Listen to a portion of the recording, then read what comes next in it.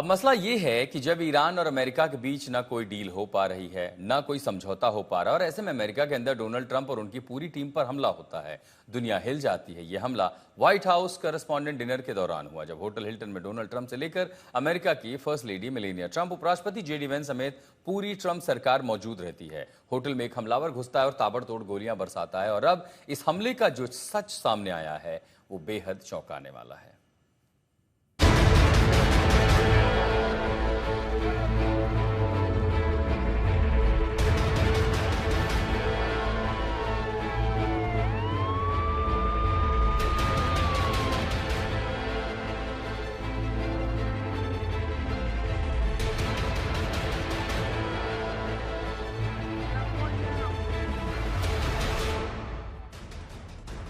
Donald Trump और उनकी team पर हमले का पूरा सच क्या है? क्या ईरान के खिलाफ युद्ध के चलते ट्रंप को टारगेट किया गया? कैसे होटल के अंदर तक घुस आया हमलावर? पूरा मिशन क्या था? ट्रंप को टारगेट करने वाले हमलावर का मैनिफेस्टो सामने आ गया। हमलावर क्यों बोला, अगर मैं ईरानी एजेंट होता तो? अमेरिका का सबसे ताकतवर hotel Washington Hilton hotel America की राजनीति में जिसकी अहमियत है। वैसे तो इस होटल की गिनती अमेरिका के टॉप 10 होटलों में होती है, लेकिन इसकी ताकत का अंदाजा इसी बात से लगा सकते हैं कि बीते 57 सालों से इसी होटल में अमेरिकी राष्ट्रपति पत्रकारों के साथ कॉरेस्पॉन्डेंट्स डिनर करते हैं। अमेरिकी समय के मुताबिक शनिवार रात 8:35 होटल के बॉल रूम में अमेरिकी राष्ट्रपति डोनाल्ड ट्रंप, उनकी पत्नी मेलेनिया ट्रंप, अमेरिकी उपराष्ट्रपति जेडी वेंस, एफबीआई डायरेक्टर से लेकर वित्त मंत्री स्कॉट बेसेंट, रक्षा मंत्री पीट हेग्सेट, विदेश मंत्री मार्को रूबियो से लेकर प्रेस सेक्रेटरी कैरोलीन लेविट समेत कई और बड़े अधिकारी मौजूद रहते हैं। और अचानक वॉशिंगटन हिल्टन होटल के फोयर में गोलियों की आवाज सुनाई देती है। अचानक अफरा तफरी मच जाती है।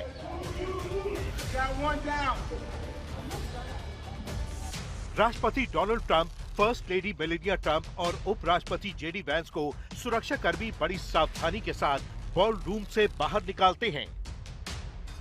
कहने को इस होटल में परिंदा पर नहीं मार सकता, और वहां गोलियां चल रही थीं। हमलावर का निशाना डोनाल्ड ट्रंप और उनकी पूरी टीम थी, लेकिन वक्त रहते हमलावर को दबोच लिया जाता है। और अब इस हमलावर के पूरे मिशन का खुलासा हुआ है, तो सुनिए। हमलावर एलन का सामने आया खौफनाक मैनिफेस्टो। हमलावर एलन के मैनिफेस्टो से पूरे व्हाइट हाउस में हड़कंप।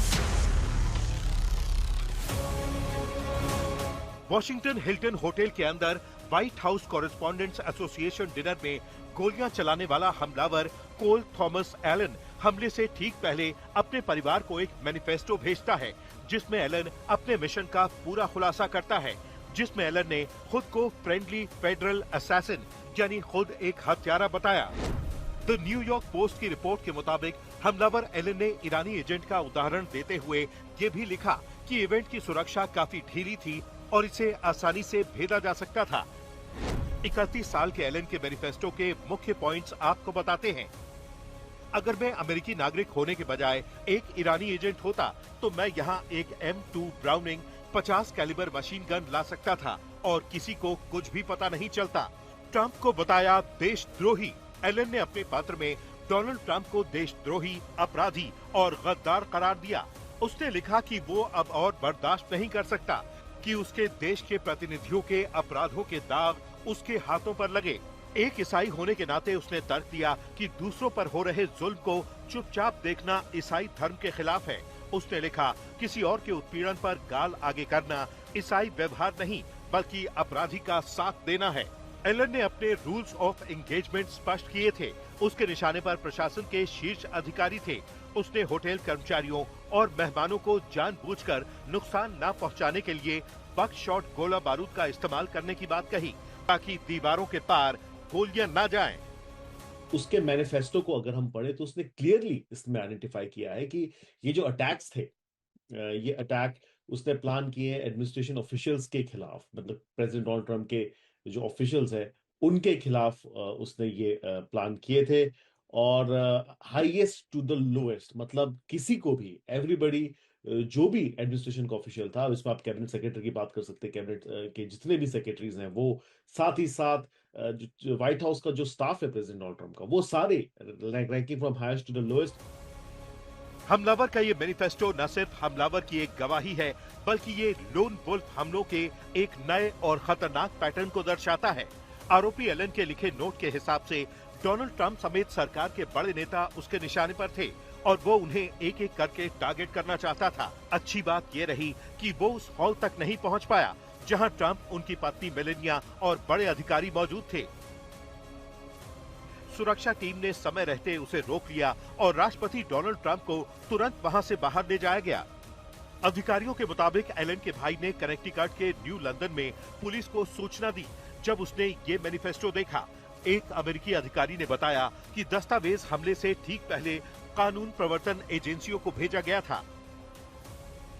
जांच में यह भी सामने आया कि एलन ने 2 हैंडगन और एक शॉटगन खरीदी थी, जिन्हें उसने अपने माता पिता के घर पर रखा था और वो नियमित रूप से शूटिंग रेंज पर अभ्यास करता था।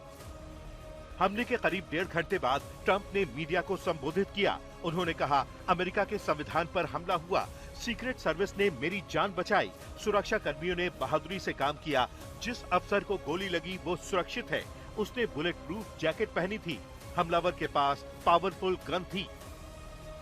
A tape showing the violence of this thug that attacked our Constitution, and also showing how quickly Secret Service and law enforcement acted on our country's behalf. Really did a great job.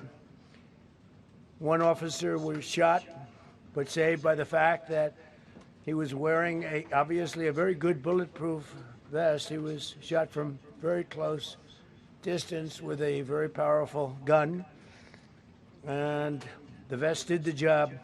I just spoke to the officer and he's doing great. He's in great shape. Donald Trump घटना का जिक्र करते हुए बताते हैं कि कैसे सुरक्षा कर्मियों ने उन्हें नीचे झुकने और फर्श पर लेट जाने को कहा। ट्रंप अपनी सुरक्षा टीम की तारीफ करते हुए उन्हें बेहतरीन लोग बताते हैं।